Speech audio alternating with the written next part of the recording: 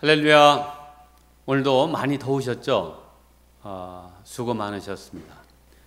오늘 중보기도에 참석하신 모든 성도님들, 하나님께서 영육간에 회복의 은혜를 주시기를 주님의 이름으로 축복합니다. 오늘 우리에게 주시는 하나님의 말씀은 시편 1편 말씀입니다. 우리 화면을 보면서 함께 말씀을 보겠습니다. 복 있는 사람은 악인들의 꾀를 따르지 아니하며 죄인들의 길에 서지 아니하며 오만한 자들의 자리에 앉지 아니하고 오직 여호와의 율법을 즐거워하여 그의 율법을 주야로 묵상하는도다. 그는 시냇가에 심은 나무가 철을 따라 열매를 맺으며 그 잎사귀가 마르지 아니함 같으니 그가 하는 모든 일이 다 형통하리로다. 악인들은 그렇지 아니하며 오직 바람에 나는 겨와 같도다. 그러므로 악인들은 심판을 견디지 못하며 의인들의 모임에 들지 못하리로다. 무릇 의인들의 길은 여호와께서 인정하시나 악인들의 길은 망하리로다. 아멘.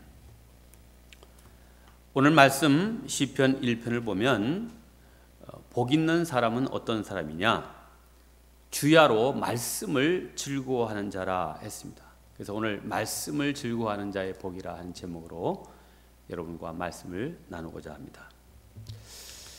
기독교인들을 대상으로 한 기관에서 설문조사를 했는데 주일날 예배를 드리고 돌아간 성도들의 약 52% 정도가 한 주일 내내 다음 주일날 교회에 올 때까지 단 한 번도 성경을 읽거나 보지 않는다고 합니다.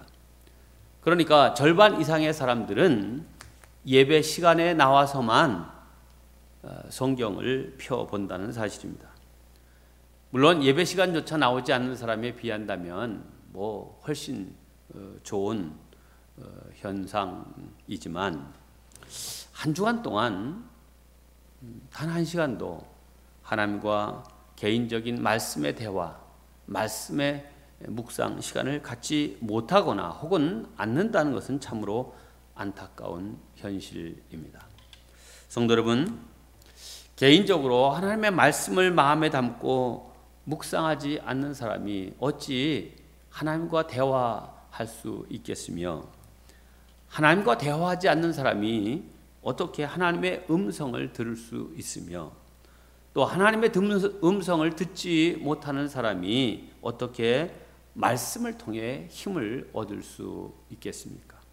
그러므로 우리들은 어떻게 하면 이 말씀을 즐거워하면서 주야로 묵상할 수 있을지를 고민해야 합니다. 그리고 고민만 할 것이 아니라 실제로 말씀을 펼쳐 읽어야 됩니다. 그래서 이 말씀을 읽고 깨닫고 하나님의 음성을 듣게 되는 그 기쁨이 무엇인지 우리의 삶에서 그것을 느낄 수 있어야 합니다. 이렇게 말씀을 즐거워하고 주야로 묵상하는 삶을 실천하면 그는 모든 일에 형통한 자가 될 것이라고 오늘 성경은 약속하고 있습니다. 오늘 시편 1편 2절과 3절의 말씀입니다. 여호와의 율법을 즐거워하여 그의 율법을 주야로 묵상하는도다. 그는 시냇가에 심은 나무가 철을 따라 열매를 맺으며 그 잎사귀가 마르지 아니함 같으니 그가 하는 모든 일이 다 형통하리로다. 자, 모든 일이 다 형통하겠다 그랬어요. 그러면 과연 무엇을 두고 형통하다고 말하는 걸까? 저는 시편 119편과 연결해서 말씀을 주야로 묵상하는 자가 누리는 형통, 복에 대해서 이제 알아보기를 원합니다. 이 시편 119편은 성경에서 가장 긴 장입니다. 하나님의 말씀을 사랑하는 자가 누리는 복과 형통에 대해서 수백 절에 걸쳐서 이제 말씀을 이제 쓰고 있는 것이 시편 119편인데 이 말씀 가운데 오늘 세 가지를 여러분과 함께 나누고자 합니다. 첫째, 말씀을 주야로 묵상하는 자 거룩함에 형통할 수 있습니다. 오늘 시편에서 시편 1편에서 말하는 거룩함이란 세 가지를 말하죠. 악인의 꾀를 쫓지 않는다. 죄인의 길에 서지 않는다. 오만한 자의 자리에 앉지 않는다. 이렇게 말합니다. 즉 죄인과 가까이 사귀지 아니하고 죄를 용납하지 않고 하나님의 자녀로서 하나님의 자녀다움을 지키는 것을 일컬어 거룩이라고 말씀하고 있습니다. 만약 우리가 이 거룩함에 실패해버리면 아무리 기도하고 설교를 듣고 은혜를 받았다 할지라도 그 사람의 신앙생활은 이미 물이 새는 깨진 그릇과 같은 것입니다. 은혜를 간직할 수 없는 것입니다.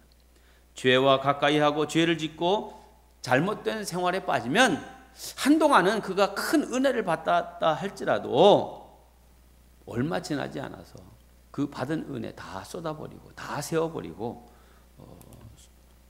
형편없는, 믿음 없는 사람이 되고 마는 것입니다. 그러므로 우리가 영적으로 사는 길은 거룩을 지키는 것입니다. 그러면 이 거룩을 지키는 비결이 무엇입니까? 그 답이 오늘 시편 119편 11절에 대답이 있습니다. 11절 말씀입니다. 내가 주께 범죄하지 아니하려 하여 주의 말씀을 내 마음에 두었나이다. 네, 이 말씀은 이런 말이죠. 혹시 내가 하나님께 죄를 지을까 두려워서 주의 말씀을 내 마음속에 고이 간직하고 살아갑니다 하는 그런 고백입니다. 그렇습니다. 우리가 죄 짓지 않고 살아가기 위해서 다른 대안은 없습니다. 하나님의 말씀을 우리 마음속에 가득 채우고 있어야 합니다. 그 결과 이 시편 기자는 죄 짓는 생활로부터 자유할 수 있었다. 이렇게 고백하고 있습니다. 네, 거룩함의 형통은 하나님의 말씀을 늘 마음에 두고 그 말씀을 묵상할 때 오는 것입니다. 성도 여러분, 하나님의 말씀을 주야로 묵상하십시다. 그러면 말씀이 나로 하여금 죄를 거부하게 하고 죄를 이기게 하고 죄로부터 오는 모든 해악된 것들을 다 멀리할 수 있게 하는 것입니다. 두 번째, 말씀을 주야로 묵상하면 위로를 받는 형통을 누리게 되어 있습니다. 시편 119편 50절 말씀을 보면 이렇게 되어 있습니다. 이 말씀은 나의 곤란 중에 위로라. 주의 말씀이 나를 살리셨음이니이다. 네, 인생을 살면서 곤란한 일들을 만날 때가 한두 번이 아닙니다. 낭떠러지에 떨어지는 듯한 절망감을 느낄 때도 있고요. 내 힘으로는 도무지 어떻게 할 방법이 없구나, 절망감을 느낄 때도 있습니다. 이럴 때 하나님의 말씀은 나를 위로합니다. 나에게 능력을 줍니다. 나로 하여금 긍지를 가지고 사람을 두려워하지 않는 용감한 자로 만들어 줍니다. 그래서 주의 말씀이 나를 살리셨나이다, 이렇게 고백하게 되는 것입니다. 우리가 하나님의 말씀을 마음에 묵상하면 위로를 받을 뿐만 아니라 그 말씀으로 인해서 받는 위로로 다시 일어설 힘을 얻게 되는 것입니다. 힘을 잃어버리고 앉아있을 때 말씀을 통해서 나를 붙들어 일으켜 주십니다. 자신감이 없고 사람이 두려울 때 상대할 사람이 누구든지 담대하게 대할 수 있도록, 여유를 갖고 사람을 대할 수 있도록 힘을 주십니다. 네, 그렇습니다. 하나님의 말씀을 내 마음에 담고 주야로 묵상하여 내 것으로 만들면 그 말씀이 능력이 되어서 나에게 힘을 주시고 치유하시고 나로 하여금 아무도 대적할 수 없는 사람으로 바꾸어 놓으시는 것입니다. 하나님이 나와 함께 하신다는 확신을 가진 사람을 그 누구도 흔들지 못합니다. 영적 강자가 되는 것입니다. 그러니 누가 이런 사람을 이길 수 있겠으며 누가 이런 사람을 함부로 대할 수 있겠습니까? 성도 여러분, 날마다 직접적인 도움도 안 되는 사람들을 자꾸 만나고 그 사람들과 씨름하려고 하지 말고 조용한 자리에서 하나님의 말씀을 펴놓고 읽으십시오.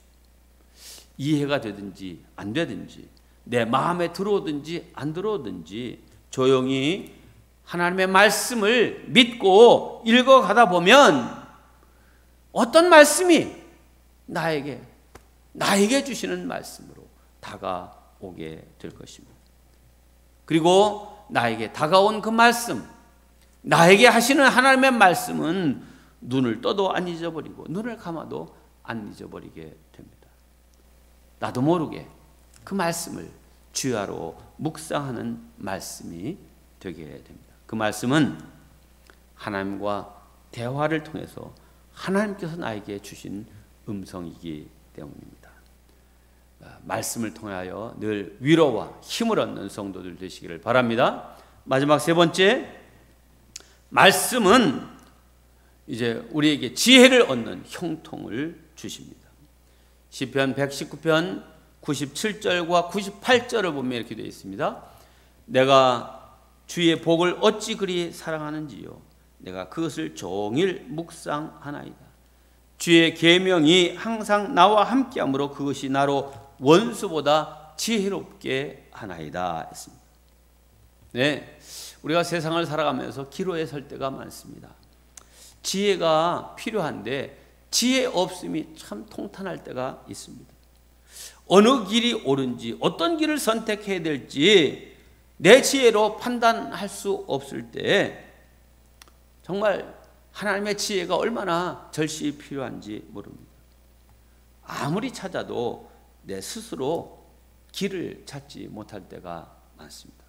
바로 이런 어려운 기로에서 하나님이 주시는 지혜를 얻는 것만이 우리가 사는 길입니다.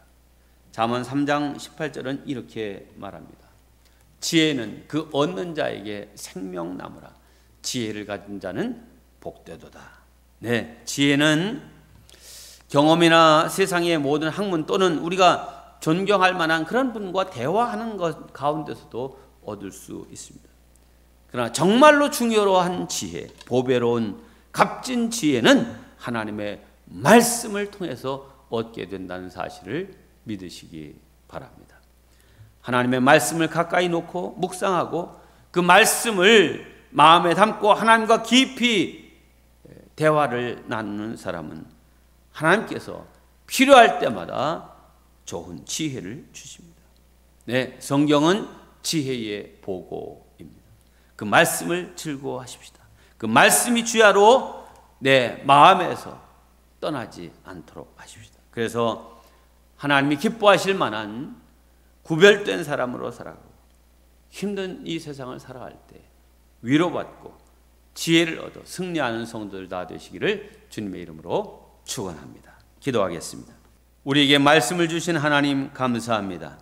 사람이 떡으로만 살 것이 아니요 하나님의 입에서 나오는 모든 말씀으로 산다고 말씀하셨으니 우리를 살리게 하는 이 말씀을 항상 마음에 담고 즐거워하며 주야로 묵상함으로써 모든 면에서 형통한 거룩한 주의 자녀들이 되게 하여 주시옵소서. 지금까지 주님의 말씀을 너무 멀리 두고 살았다고 자책하는 성도들이 있다면 오늘부터라도 말씀을 가까이 하면서 말씀을 사랑하는 주의 자녀들이 되길 원합니다. 그리하여 형통함의 복을 받는 주의 자녀들 되게 하여 주시옵소서. 예수님의 이름으로 기도하옵나이다. 아멘. 이제 화면을 보면서 함께 기도하는 시간을 갖겠습니다. 먼저 코로나19의 종식과 영적 회복을 위한 공동 기도문 한 목소리로 화면을 보면서 기도하겠습니다. 하나님 아버지, 코로나19가 장기화되고 무더위도 찾아와 우리의 삶이 많이 힘듭니다. 그러나 잘 견디고 이겨내게 하시옵소서. 어서 속히 하나님의 도우심으로 코로나 바이러스가 완전히 종식되게 하시고 온전한 일상이 회복되게 하여 주시옵소서.